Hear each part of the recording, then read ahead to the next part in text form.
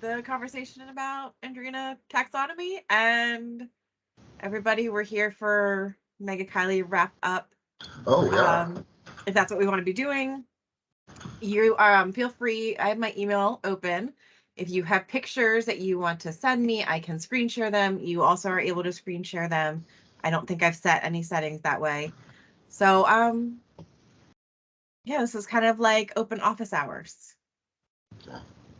Yeah. And go. And so I guess just to wrap up the Andrina, yeah, I'm in the middle of starting to write up Bees of Maryland, and I'm, kind of stuck with a whole bunch of like, I'll just wait till the end to put in what's going to be the subgenre, or maybe I don't include the subgenre. Maybe I just include the species and authors as a, I'm not sure what adding the subgenre to the paper would do at this point.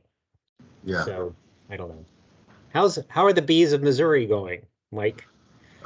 We keep every year we keep finding one or two new ones. Yeah. And Ken McCarty, he works for state parks. He's a kind of their natural community specialist and controls everything. But he's just finished a 5-year study of state parks in Missouri, all collecting with nets and off flowers. She's got a huge database, and we're working on that. Working on a paper about all that. But things like Coelioxys texana,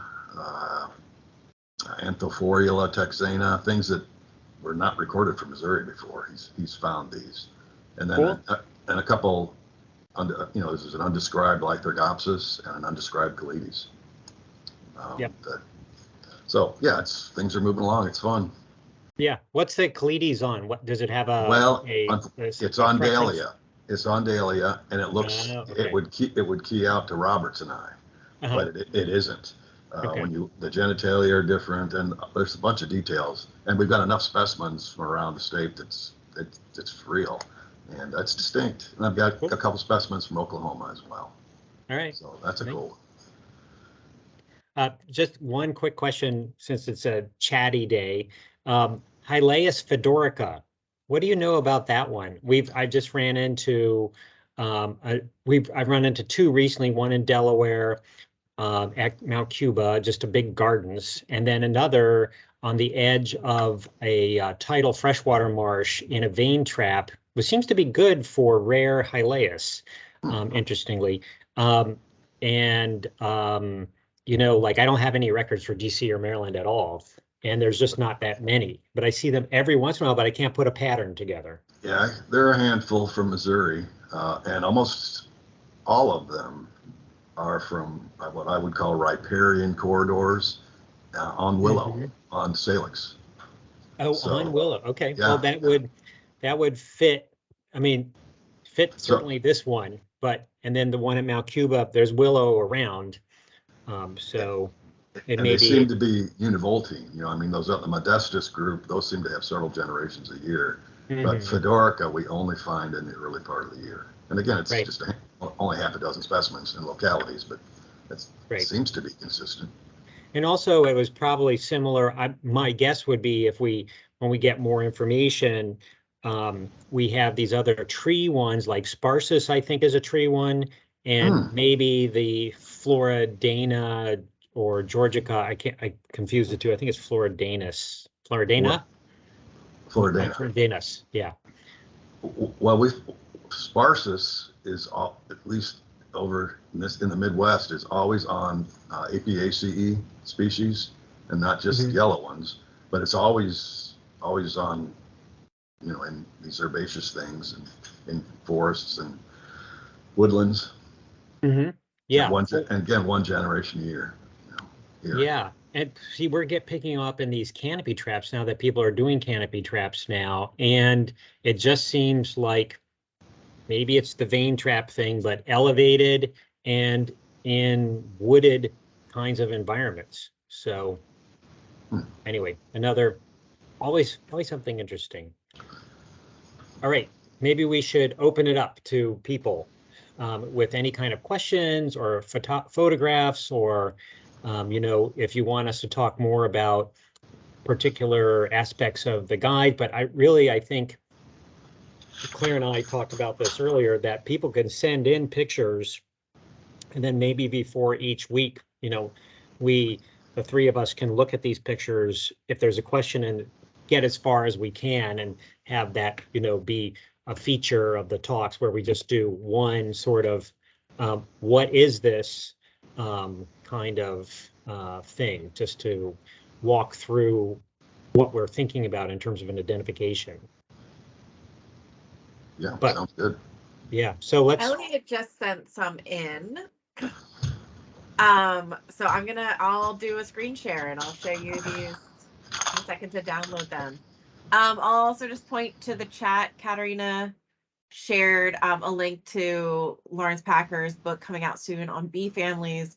And Sam, did you want to say something about the York classes? Oh, yeah. So we were talking about that before a lot of people were here, but there's a link in the chat now to Lawrence Packer. And I think also, is it Amro Zayed? I can't recall. His partner in DNA crime down there are putting together taxonomic talks. Really good, has a big widespread audience, and they're bringing in taxonomists from around the world, and they're covering sort of big picture taxonomy issues. And we just spoke about all the kinds of changes that are probably coming ahead for the mining bees Andrina group at the subgenus level. So something to do while you're pinning bees maybe is to listen in on these things.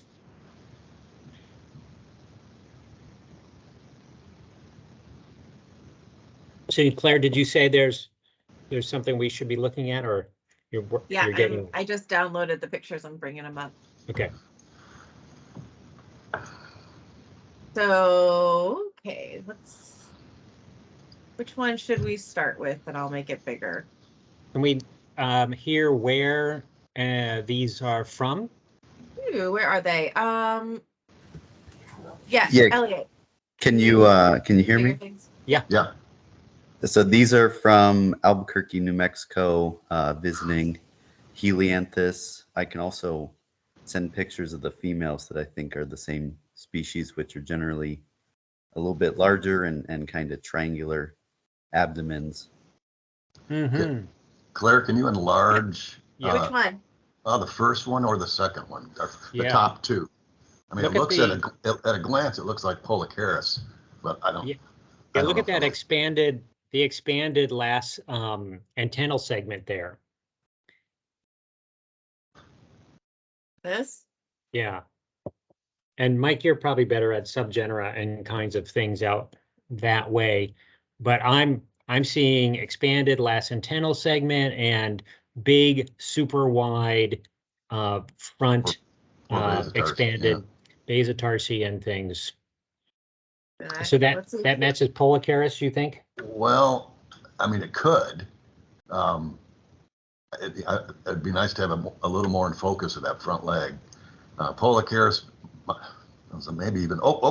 Wait, here we go. There's one that shows the back end. Are you on the back end? Yeah, it's not Polycharis. Yes. Yeah, the very last photo with that is that looks like Parallella with that T6 being rounded without a notch. Right, and it may have maybe turned. If we had another shot, you'd look to see if it had a flattened area or turned up area at the very end. Ooh, can we see that there? Or the. I know it's just kind of flattened. Can you focus on the mid-basotarsus at all? Just. You want me to go any further? Well, it doesn't look expanded. No, it doesn't. Wait, would Parallelus have an expanded mid-basotarsi? I can't remember off the top of my head. Right. I mean, how big was the bee actually? Elliot? or whoever was. So these are a little bit smaller than Polycharis, the ones that I know Okay. for sure are Polycharis. Okay. And Parallelus would be about Polycharis size Yeah. or a little bit bigger. It'd be in that size range. Yeah, and in Yeah, New but- Mexico, of course, you're getting Oh, wait, I additional was, things. you were asking for the mid-base atarsi. I was not at the mid-base atarsi. We can't see that there. I had these mistaken. And Oh, showing okay. that one. So let's see. Yeah, Parallelus occurs out there. But Oh, we can't see the mid. and it should key out. If that's what it is, it should key out pretty readily. I suppose it's just a photo. Did you collect it? No, I didn't Okay. collect any this year, but it is on my target for next year. Yeah. Yeah, what's going on at the very last Turgle segment? The or actually the sternal segment would be illuminating.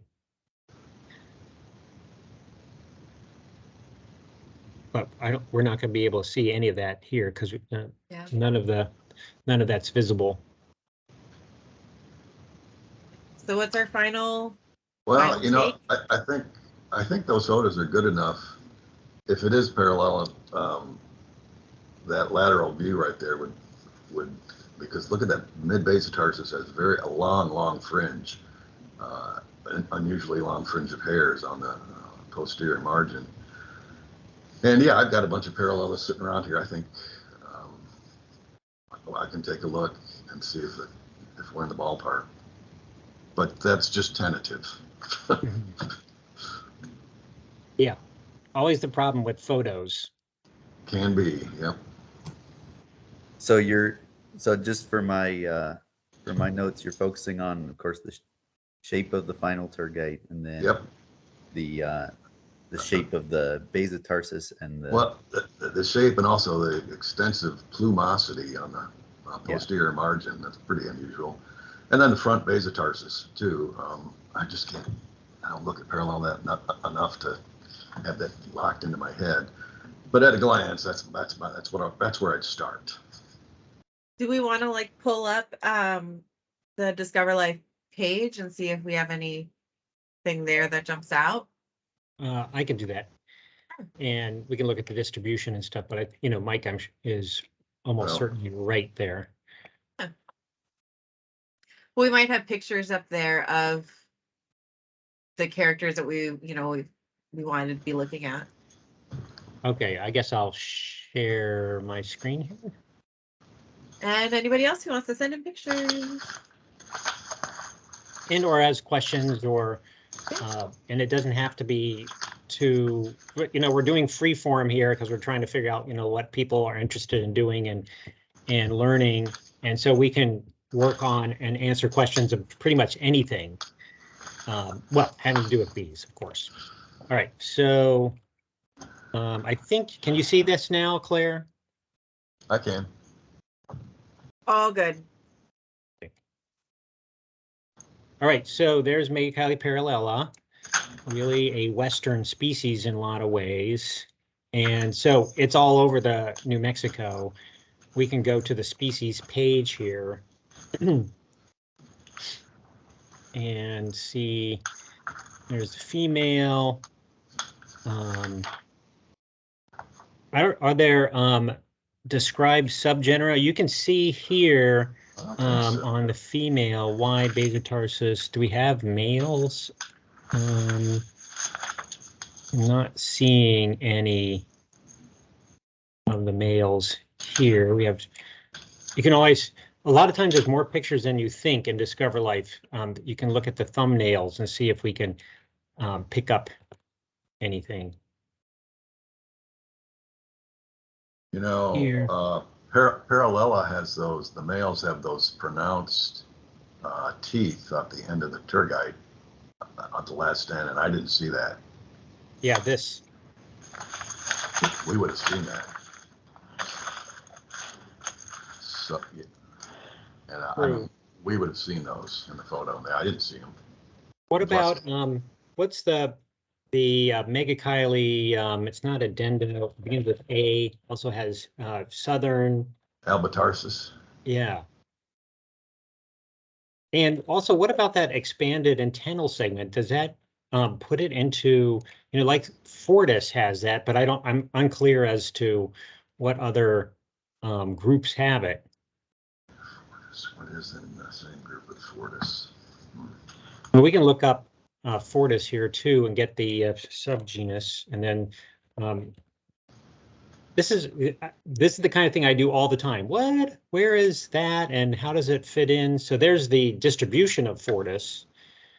Interestingly, it does go to the west. And here the subgenus would be Phaeanosaurus. And I think if I click on this, we would get another thing, Augustini, which I have known nothing about. Oh, but ooh, look at this. Yeah, that fits. Right, but I don't know that we have anything in the, well, let's see. Yeah, I don't even have any of the literature in here yet for that one. Interesting, Mitchell called it subfortis, so it's going to be pretty darn close to Fortis. Let's maybe go back to Fortis and look at if we can see a picture of its tail end. Here's some males. All right, well, let's look at this one. So hind, a little bit difficult to see the middle, but it looks like it may have a convex end. Oops, there we go. Here it is from the top. Can't really see. It looks like this, I mean, in this picture, it's Tanner, but this is maybe actually the type specimen. So it's going to be old. But you can see that expanded little bit at the end. But again, I'm not sure who else has those expanded ends to the antennae. I mean, it shows up in a couple other groups. Does it? Okay. Yeah, but not as a group character. It's just some of the species have it. Oh, look. Here's one of our pictures. And so, interestingly, look at that mid-bit. Yeah, exactly. Yeah. Here's this huge plumy thing, rear end. Let's see if we can click on that. And that's a little too much. Discover Life is a little clunky. Oh, that's it right there. So could be. So I guess the question is it, well, things to look at are this Fortis and what was the Agostini. Yeah. And see if there's some stuff. So we could take a little jaunt over to the web. What was it? Augustini? Something like that? Yeah. Agostini. And go to images. Oh, there's a picture, but that's the female. And is this the male? It might be. I can't tell.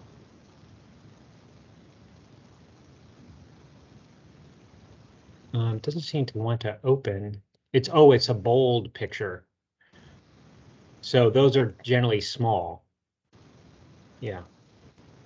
But it's got, so that's theoretically the species. I can't seem to make this picture get any bigger, but that rear end and some of these other characters and the inflated tip. All right, I think, Elliot, you're going to have to get a specimen. It seems like a pretty reasonable got to. That looks good, though. I will. It's on the list now, and I did send Claire 2 female photos. I see that. So I don't know that they'll actually show anything because a lot of the females are much faster when they fly around, you know. Mhm. Yeah. And I don't know, Mike, do you know, is Fortis a sunflower? Yes, it is. Yes, Okay. very much. Right. Totally.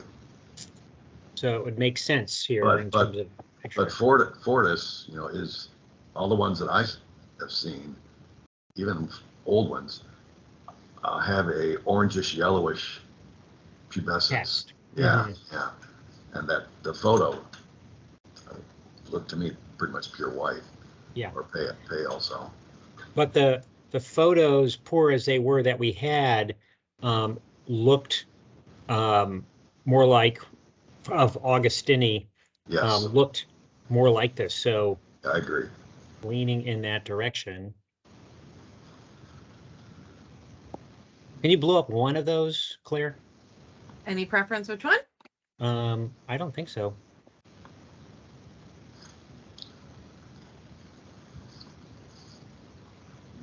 Yeah.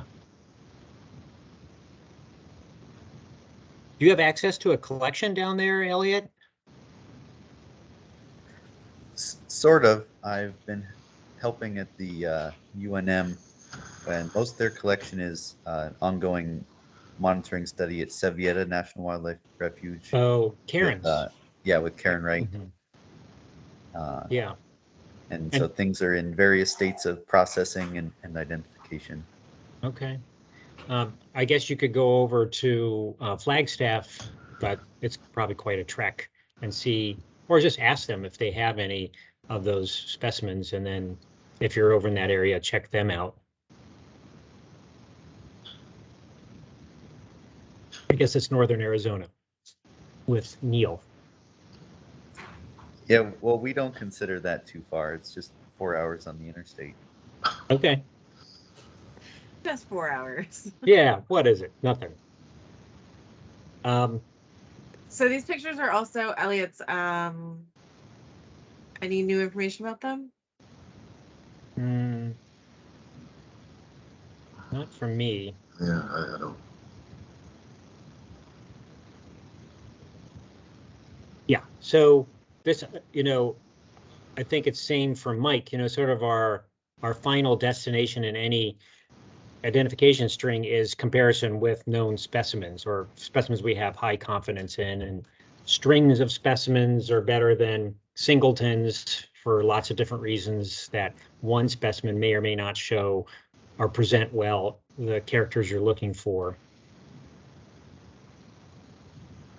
So collections, we're thumbs up on those. All right. Well, thanks for talking through that. Mm-hmm. Thanks for the photo. Yeah. Interesting. I learned things. Eric, unmute your question.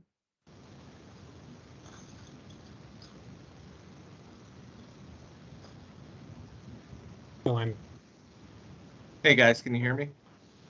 Yes. Great. So Latimanus and Fortis has been a bit of an issue for us. We're not confident which one we have. Is there something easy to look at between those two species here in South Dakota to separate, especially the females? Mhm. I don't catch a lot of males. Mike, I know when I see Well- Latimanus, which is in the east, it's got that huge sinus on the mandible. But does that Fortis have that too? I No. rarely see them. Yeah. No, the mandibles should separate, if you can see them, should separate those two. And also T6 of the females in profile, Latimanus is it's not straight. It kind of dips. And in Fortis, it's, as we just saw, it's in lateral view, it's straight, if that makes any sense. Mm-hmm. It's But also Latimanus has also got a really hairy, I would call it hairy abdomen. I don't know if Fortis is more of a, like the pictures we were looking at are more of a straightforward banded look that is still more than a lot, but I think Latimanus is like maybe not even really having hair bands, but just covered Lots with of hair. hair. Yeah, I think you're right on that, Sam. But there's a complicating factor in South Dakota. You should also have Paraherta, which looks just like Latimanus. And the females, I don't feel comfortable separating them. So both, depending if you're in central South Dakota or west of there, you're going to have Paraherta for sure. So. Eric, are you working mostly with the females, or you have both males and females at these things? Actually, I sent you some samples of them to get some verification. We went from Fortis back to Latimanus. We thought they were Fortis, and we switched over to Latimanus after looking at males that we had captured. Yeah, I have quite a few females, like I said, but very few males to work with, and I have no reference collection, so I'm kind of right. You're guessing. also, if I recall, you're in southeastern South Dakota, which would be much more Latimanus territory. Yep. And Fortis is sort of a high dollar, more, western prairie, big natural area kind of thing. And Latimanus can occur kind of anywhere. Okay. So just overall. And did we look at your I'm sorry to say this. Did we look at your specimens yet or not? You're working on them. Okay. Yeah, I've gone through the Claire's got it. Melisodes and all of that you checked. That was that. But Eric, we had a lot of fun looking at the Nomia you sent yesterday. I don't think, Sam, you were around for that, but all the interns got really excited about seeing the Nomia. Oh, cool. Yeah. Which was it? What, Universitatis, or which one was it? Oh, Yeah. It was really pretty. Very blingy. Is that the only one in the area up there in the northern part of the prairie, Mike? Does Manii get up there? I don't think so. Okay. No. Yeah, and we have Universitatis here in Missouri too, in the western part. It's a legume, pretty much a legume bee. But we also have Nevadensis, which has multiple subspecies, and I think it might be up there. And it's a sand thing. Why Universitatis isn't necessarily. And Eric, are you working in sandy environments at all? I don't know. Not really. Mostly crop, some trees, prairie. Okay. Yep. So a lot of what we sent you as far as bees, it's onesie twosies. We only caught one of a particular bee. So I'm hoping that a lot of the bees that we sent you are actually newbies to our area, and maybe we can get Discover Life showing a little bit of what we have up here too. So, but like I said, without a reference, even with this, Latimanus and Fortis, it's really hard to tell the difference because size and hairs and all that kind of stuff. If I only have one, or very few males are caught, it's really hard to work with. So. Fortis in normal cases, Fortis should be much larger than Latimanus in bee terms. Okay. I mean, if you put them side by side, the average Latimanus and the average Fortis would be very different in size. So Fortis must be one of the largest, maybe the largest megachile. So yeah, I don't know of a bigger one in the U.S. Okay. Yeah, because Latimanus is pretty in big. the east, might be the biggest one in the east. I don't want to take up all your time here, but as far as size, when you brought that up, does environmental factors from one year to the next, does that change size of, let's say, Fortis? It's very large one year, and then it's hurting for resources, so maybe the offspring are a little small the next year. Does it change anything like that it could make it more difficult to identify some of these based off of size? I've got quite a few Fortis from around the Midwest, and they're all big from different years and different sites. So, I mean, they're not exactly the same, but they're generally, 20 yards away, that's what it is, because it's on a sunflower, and it's just this huge megachile. In terms of size differences, bumblebees do that a lot. And then every once in a while, male Ceratina, maybe just male Calcaratas. You just get this really teeny male Calcarata that, is just, runty. And then I almost never see any, I would rarely see, I think, a lot of variation in size in most of the other species that maybe, like Halictus, like legatus. So some of the first F1, like I'll call it, female can be pretty hulking. But yeah, most things, I don't know, what other things vary in terms of their sizes? Well, Megachile brevis, I mean, Mhm. does vary a lot in size relatively. There are big ones and ones that are almost, not quite half the size. But I've just noticed that thing really varies a lot in size compared to a lot of the other Megachile. Well, yeah, and with their coloration too. Right, So right. who knows what's going on in there? But the other thing, Eric, Fortis, in general, is not a white, pale-haired species. It's got this yellowish, orangish cast to the hairs that should be pretty obvious. And it's different from Latimanus. I got to dig a little bit, but I know I took photos of the abdomen and stuff of what I was calling Latimanus, and it's very orange. The hairs on its abdomen are very orange. Well, so that's why I'm really confused. So that's why I sent him off to you guys to help me out. Okay, well, I look forward to seeing it after Claire's looking at it, and because I don't think Fortis, right? I could be wrong. I'm not sure if Fortis is in Discover Life guides at this point. It's one of those Western towards Eastern. So I'll have to take a look too. But we're constantly adding and bumping up guides and things, so we can add it to the list if it's not in there. Guys. Thank you. Yeah, thanks. Yeah, we're always interested, and right now we're working with David Bittiger and Margarita from Penn State and Rob Jean to some extent already on going through state lists and matching it against the Discover Life species. So I think most of you know that we overscore, we would call it, the species within a state. So the idea is to look at adjacent states and say, blah, blah, blah could show up here. So we're going to score it for possibly being present in the state. But every once in a while, particularly with like what Mike was talking about early on, you get these big jumps in distributions, like who even suspected that X would be there. So a good example is Gene Scarpula, who can get a link, if I think he's on this most of the time. Gene, you can put a link in the chat.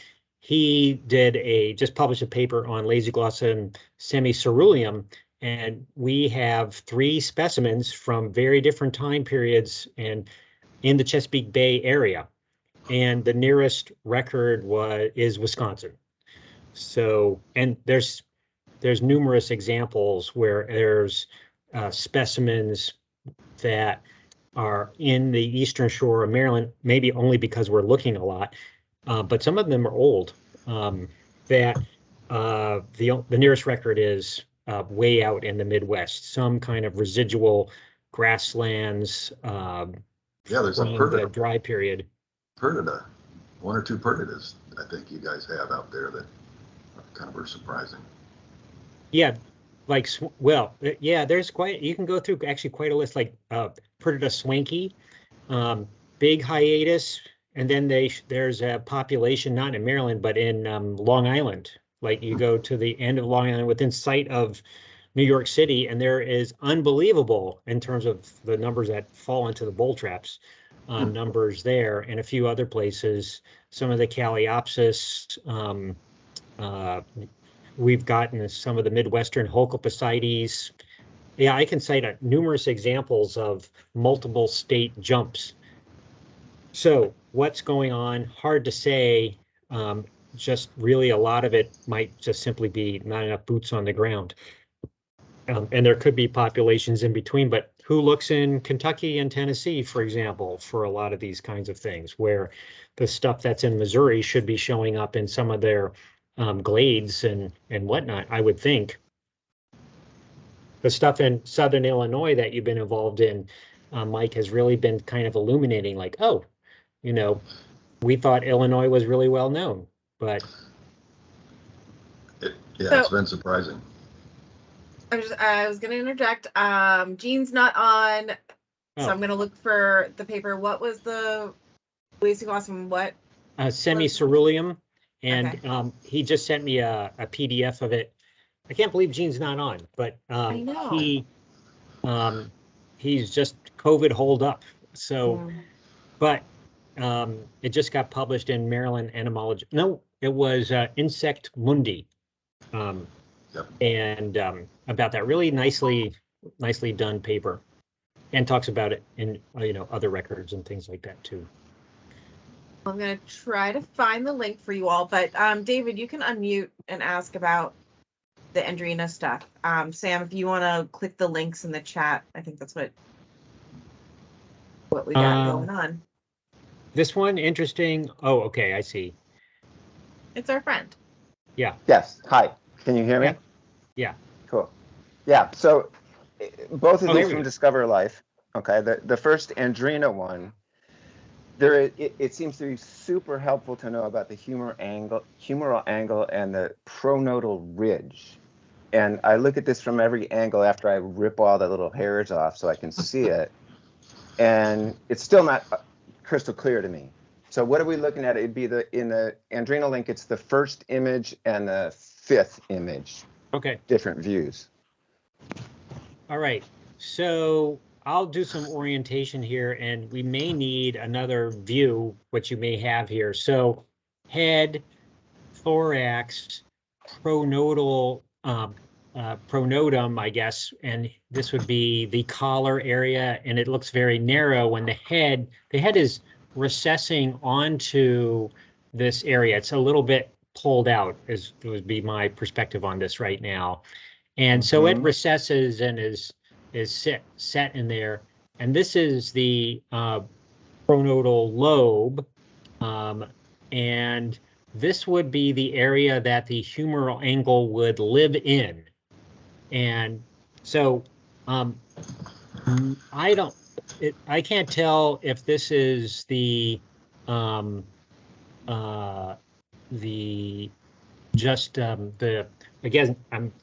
I'm flailing on the terminology. Is this the flange that often occurs there? I guess that's the humeral angle.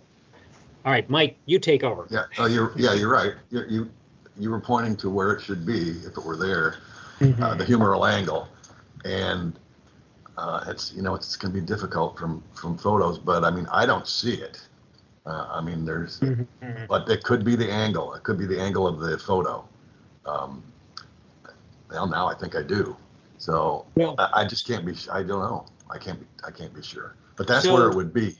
Yeah, so there's a couple things. So, Mike, this is a good conversation because, so for example, if we're talking Algochloropsis or Dianthidium, there's this mighty flange that comes up that I think is also called the humeral angle.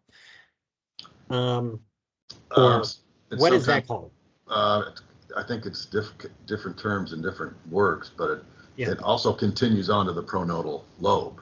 So it's also a pronotal lamella in it. So in the extreme case, it's on the edge of the lobe and then beyond more internally.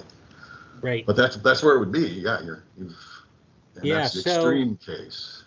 So yeah, and this is a good one. It took me a number of years to get comfortable in looking at these because so a lot of times there'll be a angle or a raised line, sharp or not sharp, in this area here, sometimes fencing off down at an angle like this, and it can be all sorts of sizes and shapes.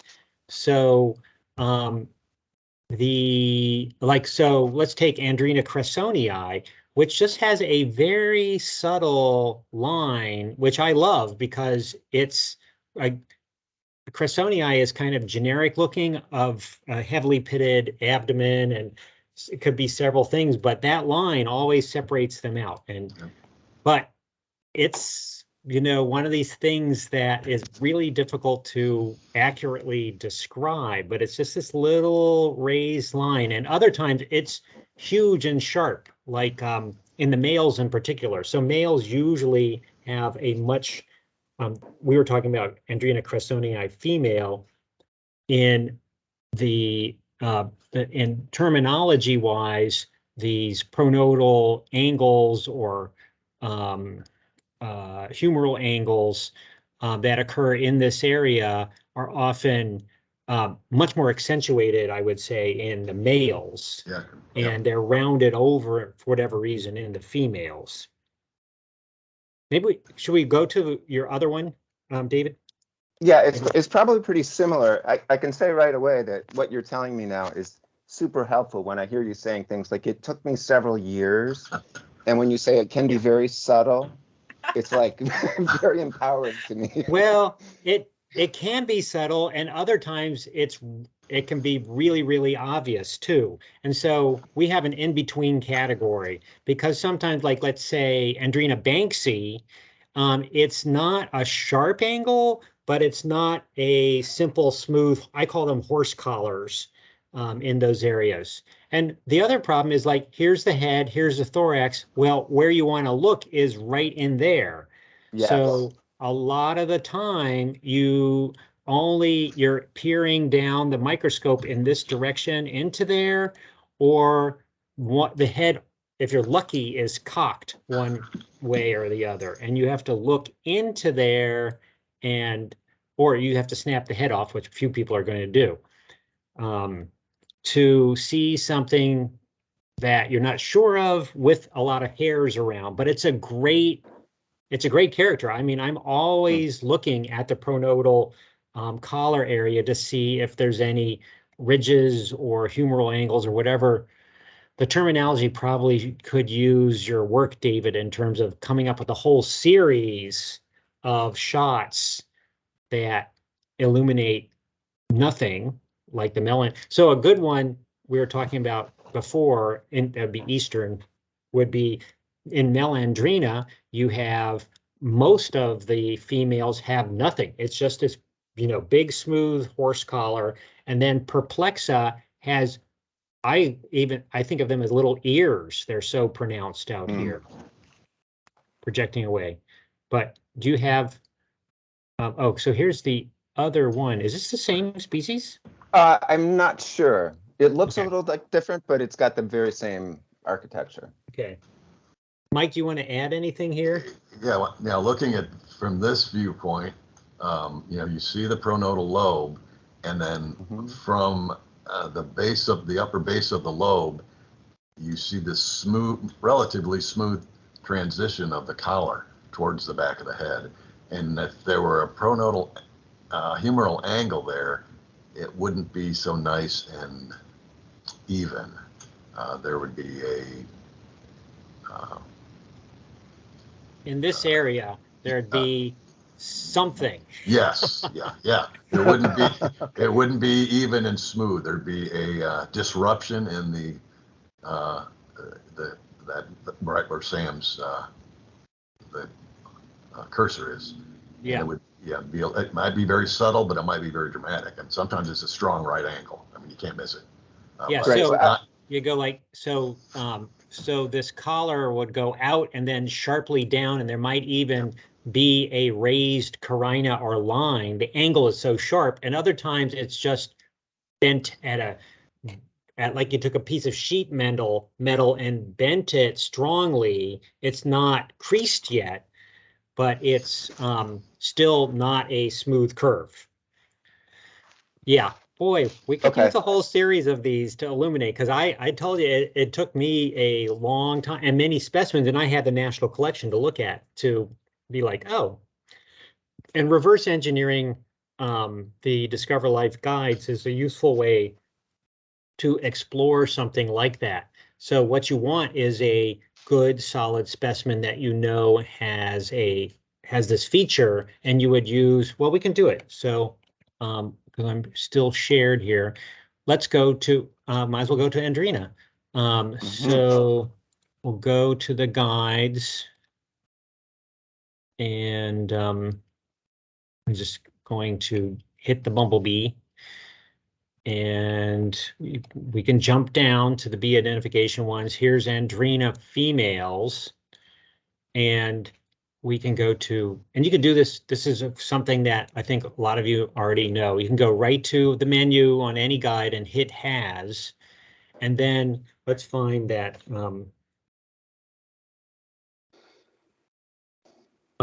Yeah, so, oh, similar in both intents. Okay, so this There you go. is, That's good.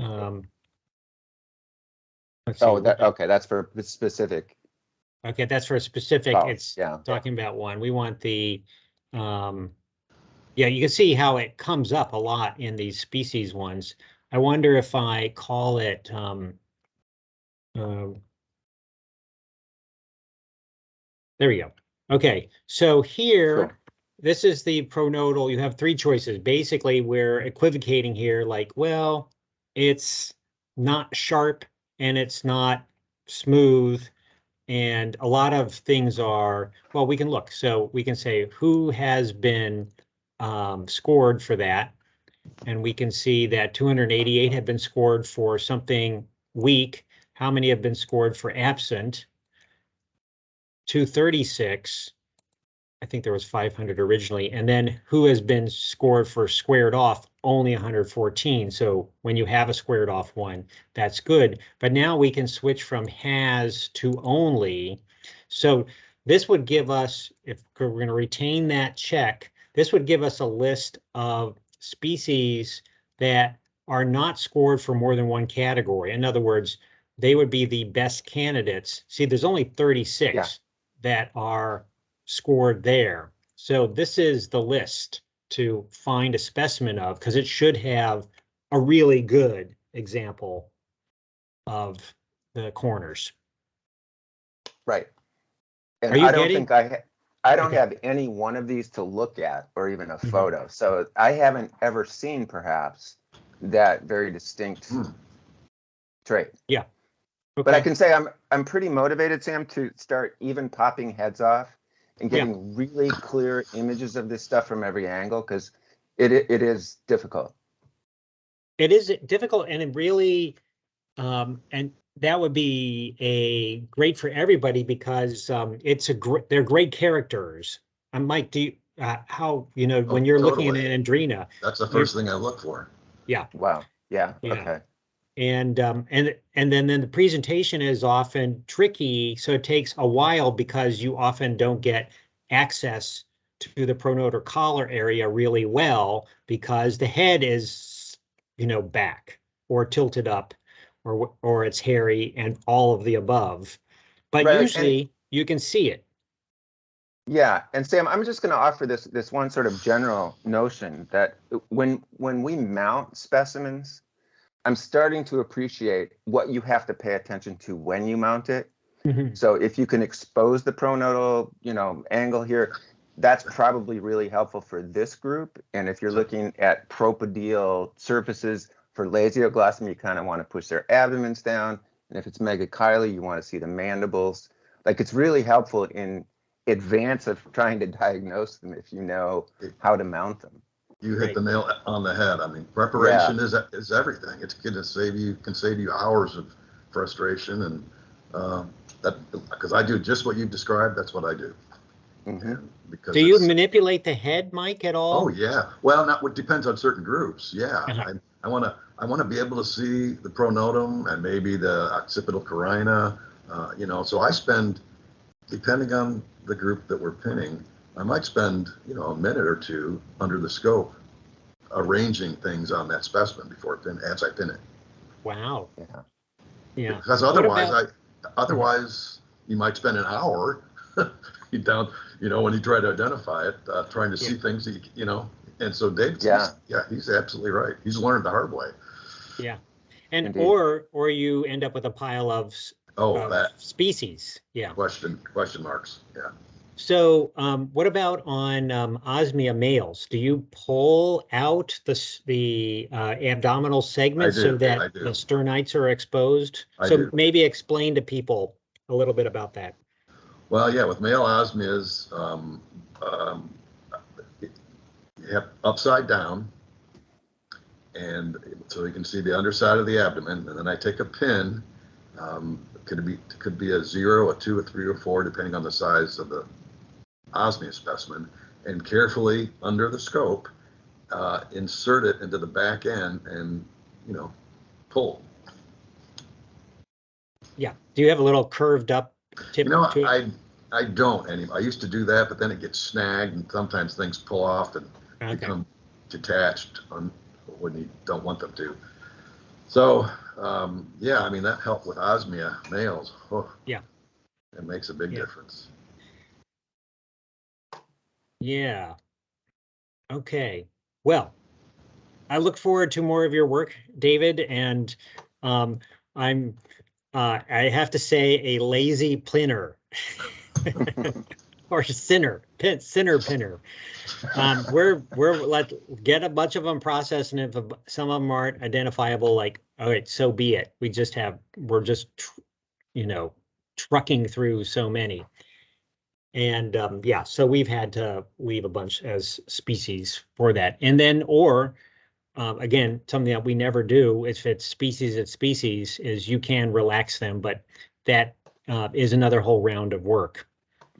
And Mike, you even pin, if I recall, because I know Rob Jean doesn't, your student, you even pin underneath the microscope, right? Oh, I do. Well, not bumblebees, I wouldn't. I mean, yeah. But most things I do, because in the process, you're also, you might be identifying it at the same time you're pinning it.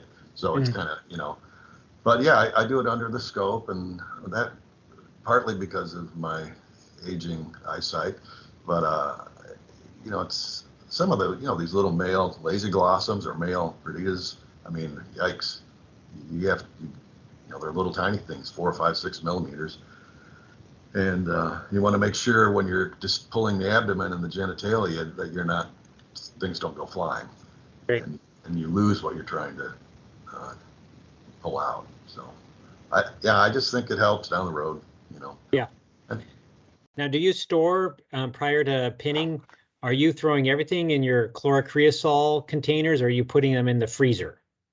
I do both, but if I put stuff in the chlorocreosol relaxer, if I have any suspicion that it's something that I'm going to need to look at genitalia or spare the mandibles, but and especially if I'm collecting in a new place or sampling in a new place that I have never been before, everything goes in there because who knows what you're going to find. Right. And that just postpones the pinning process a day or two, but it makes it to me. It makes it easier, and open the mandibles to spread and the genitalia come out. So the chlorocreosol, sauna makes it. It has. It not only recovers dried things, but also just makes pinning and pulling things out in general, even though the specimen may be relatively fresh. Is that what you're saying? Correct. And it sometimes, and this with specimens, you might distend the abdomen and the genitalia, but then like an accordion, it goes, it's back. And so what the chlorocreosol seems to do is basically stop that from happening. It does something to the muscles and the other soft tissues that makes it just much easier to pull stuff without it disappearing again. Yep. So BioQuip is gone. Where do you get your chlorocreosol? That's a good question. But BioQuip, when they did sell it, they basically give you a lifetime supply because you don't need much, and it lasts for years. It lasts for years, and but I don't know where to get it now. I really don't. But other people have used in the old days phenol, so anything that prevents mold and bacteria growth. That's also part of the helpful thing that chlorocreosol does. you can leave stuff in the relaxer for weeks, months on end, and it doesn't get covered with mold. Yep, good. And Claire, do we have other questions or anything here? Or David, do you have more to add or ask about? Well, I do have the second one that was in my chat item, which is about a Ceratina. Okay, click is that on a that picture? one. Is there a Yeah, picture in there too? it's a Okay. photo. All right, let me go to the chat and I for some reason am not. Oh, here. It's got This- 2 links. this There you one. go. Yeah, That one. there you go. That one. And this would be an Oregon one, right? Ugh. No, this is I was in Pennsylvania, so this is from there. All right. That's our skill set. Oh, it says I have to log in. Oh, damn it. Let's see. I don't know why that is. Well, it's Okay. I don't know if So be it. Okay. I doubt Yeah, I mean, I'm not yeah, on SmugMug, so no. I don't know why that is. It shouldn't. I can possibly fix that in a minute, because what's interesting about it to me, Mhm. can I share my screen by chance? Claire? I think you should be able to. Here, Okay. I'll just make you a presenter just in case. Okay, let me see how that works. I'm looking for the one called request control. Yeah, well, open we that. have a There. 1 or 2 days of Ceratina, just Eastern Ceratina, to really drill in on the nuance of splitting those apart. Maybe we'll do that next. We could. Ooh, that Did would we? be Yeah, Yeah. Did really we make cool. a decision can- for what's next? We can see if That's a good idea. We have notes. if Sarah is available. Oh, that'd be cool. Okay, I don't see request control, Claire. So Oh, okay. I just made you a presenter. Is there any there's no share up in the upper right for you now? upper right, there might well be. Let's see. Let's see, share There's these screen or little- something. Oh, I'm sharing, so I'm going to stop sharing. Okay, Oh, that'll probably Okay. help. there we go. Yeah, it probably does. Okay, let's see. You're a presenter. I can share. Learn more. Am I sharing already? No, No. No. but you should Okay. have the power to. If I can figure it out. I wish you guys would do Zoom, I'm so Yeah. familiar with it. Government. I will doesn't- say it is 2:00 on the dot. I wasn't paying attention. Okay. Well, So I maybe can next send time. this. I can send this to you later, because what's Yeah. interesting about it is it's one of these classic things where I have 2 possible images on Discover Life, and they look almost identical to me.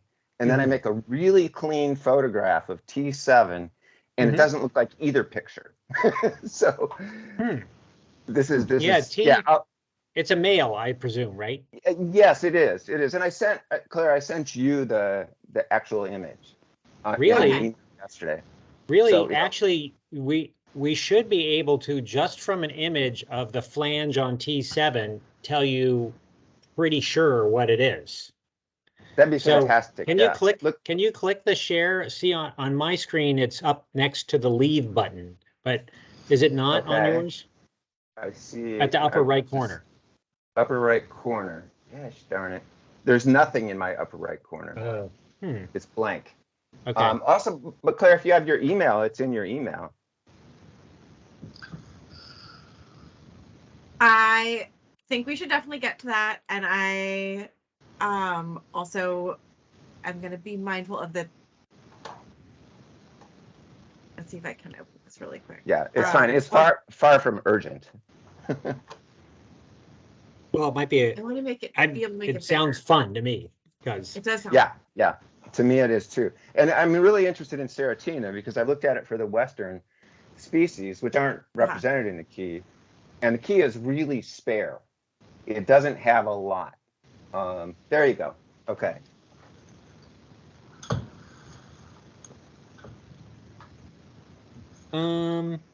Is that a male?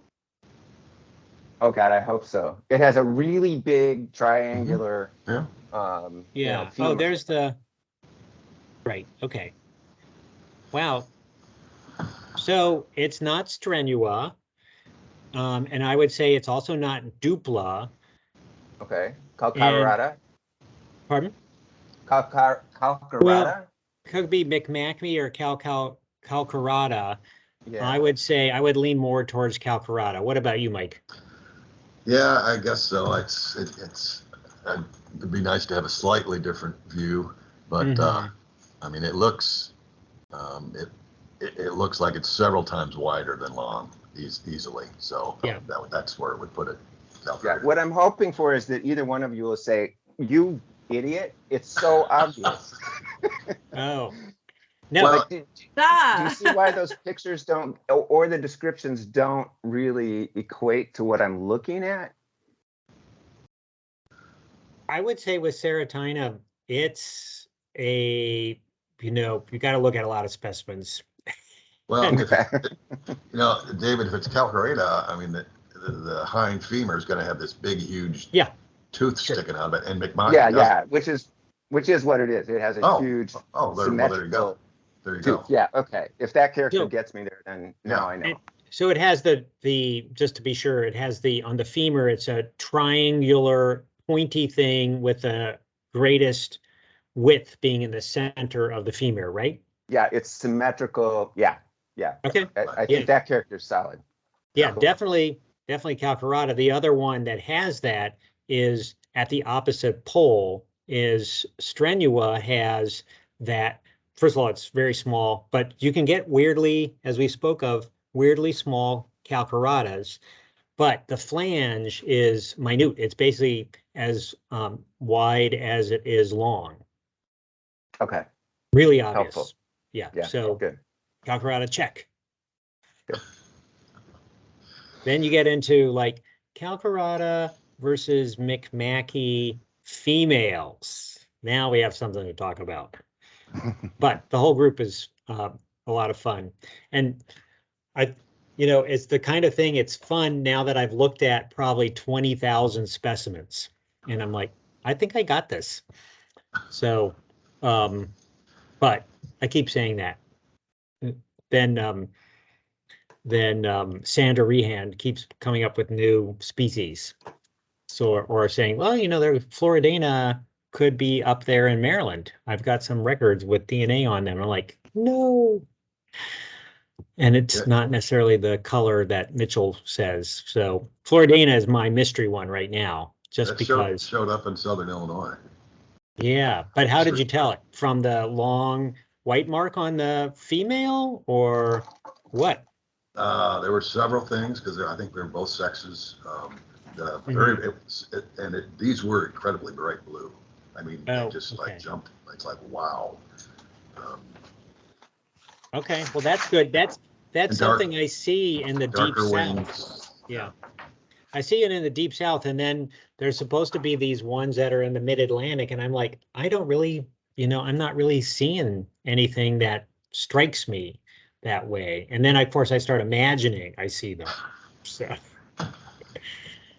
all right, well, this was fun.